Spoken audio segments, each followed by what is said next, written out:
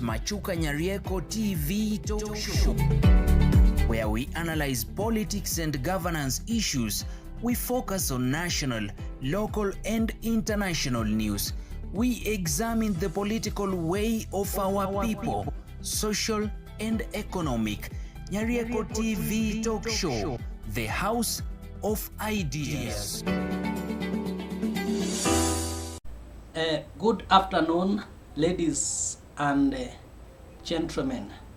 Welcome to Machukanyarieko TV Talk Show, the house of ideas. And today, following the yesterday's speech by the former deputy president Gachagua on corruption in the government, in which he argues that, or which he contends that it is what that made him to have differences with his boss William Samoei Ruto, the President of the Republic of Kenya. Today I will focus on the former whistleblowers, that is Githongo and Miguna, who have also worked in higher profile offices in which they have became whistleblowers through their writings. And of course, I will also mention Mutruri, the former Speaker of Kenya, of the National Assembly, who has also been the Attorney General as well as the CS. In this video, I'm going to reveal that any important information on how the government behave, on how political actors behave, is easily achieved or gotten through the previous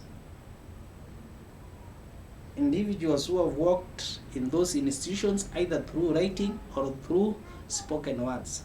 Therefore, I'll argue that any words uttered by Mutruri, Gachagua, Miguna, and Githongo, of course through a book written by Michelle Wrong, are very important, politically speaking, because these individuals have got a first-hand experience in those given offices.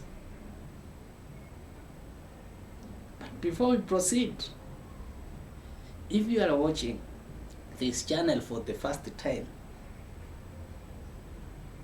kindly subscribe so that whenever we produce another video, YouTube will automatically notify you. In this channel, we try to explain political phenomenon, why political behavior, why politicians sometimes behave like sheep, hyenas, or why they behave in a given manner.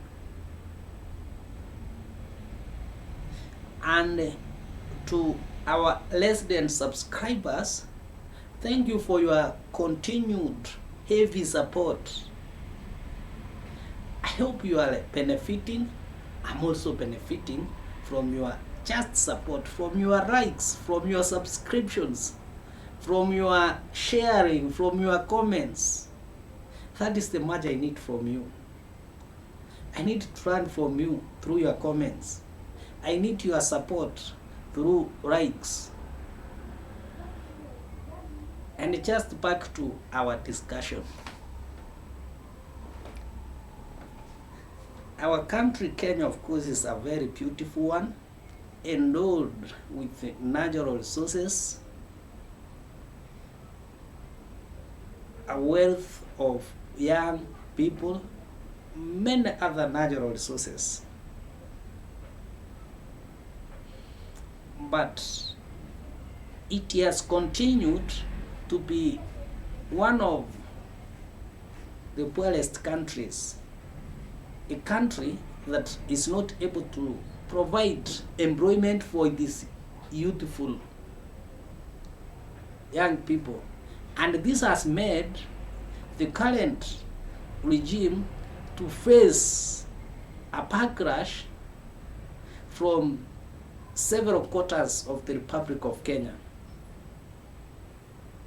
A fact that has been associated with ethnicity instead of the state taking the root causes as to why there is a backlash in by the Republic of Kenya, meaning that they are getting it wrong.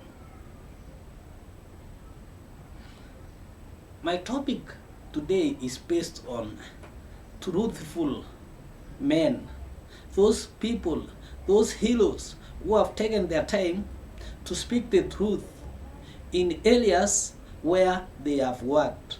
And these heroes are not different from those that have shown in my thumbnail. That is Miguna, John Githongo, Gachagua, and Justin Mutruri. To begin with, John Githongo worked in Kibaki's government. Githongo comes from the Kikuyu ethnic background, whereby Kibaki also came from. But there are some aspects in his revelation through a book that has been written by Michelle Arong concerning the running of the Kibaki government. Of course, he was the whistleblower of the Anglo-Rising. Anglo-Rising was a scam in which top government officials were associated with, including that time the Minister for Finance, David Mwiraria, the Deputy President of the Vice President of the Republic of Kenya, then Mudi Awori, and there was this man, Chris Murungaru, who was the Minister for Transport. These individuals have been associated with the Anglo-Rising scandal, in which the government wanted to change the passport printing system, and which they worked with the Pantong company, which were foreign companies, in which more than which existed between the year 1997 and 2002, in which 30 million euros were paid to non-existence work. 30 million euros, Kenyan euros. That means the money just went.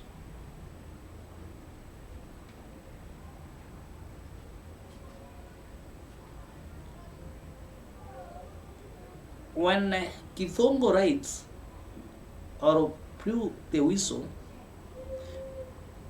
he was forced to run away. Githongo claims issues of ethnicity in the office. Githongo says that when his government took over, it became a narrative that it is now our turn to eat, that the Kalenjins had eaten, and now it was the Kikuyus' time, meaning that million tenders, government tenders, were to be given to these communities. So it is our turn to eat. The book is our turn to eat, where major corruption dealings have been exposed by this Michelle Arong through the whistleblower John Githongo. But for him, he blames the government institutions for failing to do what is required. We come next to Miguna. And we have habits of people who are probably not even within the government, who don't understand what took place there, condemning the writings of the pro-West, people with pro-West, like Miguna, Daktari. While this man takes his pen to write, his aim is not to write to the public.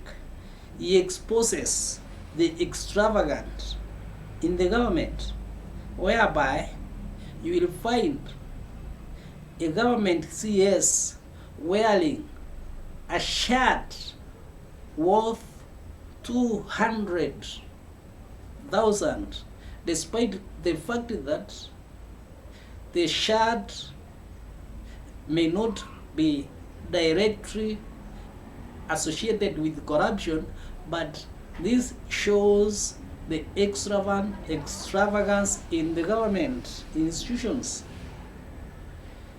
He also talks of the maize scandals, how it happened, how those connected or closely related to the connected to the Prime Minister's office were involved in these scandals. He talks of free primary education scandals, how the money was being used for non-allocated items. He talks or he blames governance issues for that. He talks of how people became billionaires overnight in the Prime Minister's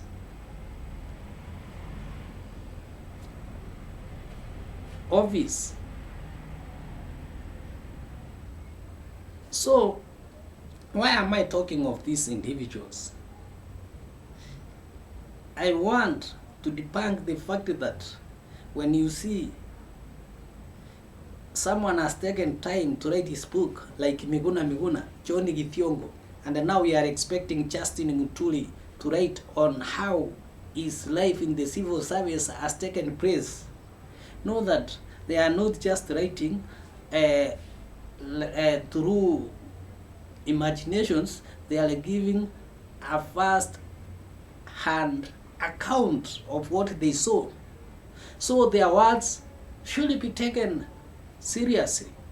What Rigathi Gachagua is now speaking, saying time and again, should not just be taken casually as politics. It has political implications because they have been in those political offices, but they are giving an account of what actually is taking place in these political offices, what is actually taking place in State House, what is actually taking place at the Attorney General's office, what is taking place at the Prime Minister's office. Why are they giving this? So that policymakers can know how to plan for the future, so that the public can be informed what actually is taking place in the offices in which they have given mandate, in which they have given their sovereign powers to.